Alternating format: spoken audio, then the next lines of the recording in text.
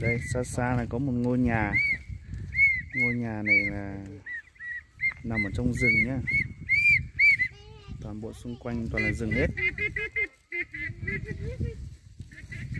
Những ngôi nhà này không biết là có điện và có nước không này. Mà cũng được xây bằng gạch này. Khu này ngày xưa nó là rừng già. Thực sự là không khí ở đây rất là trong lành, thoáng mát. Nếu mà được sống ở những cái nơi như thế này thì đúng là quá lý tưởng.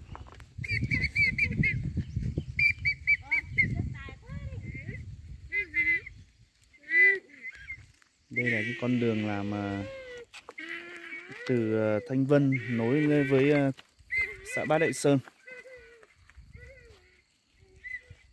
Đây toàn đá này, đá là đá.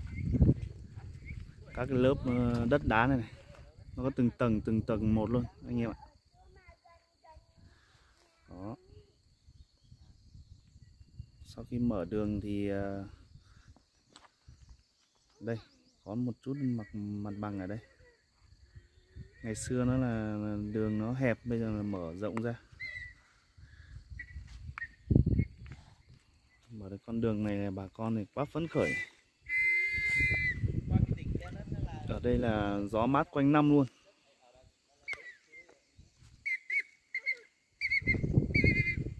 Đó, ngô thì toàn trồng trên đá thôi. Gọi là sống trên đá mà chết nằm trong đá.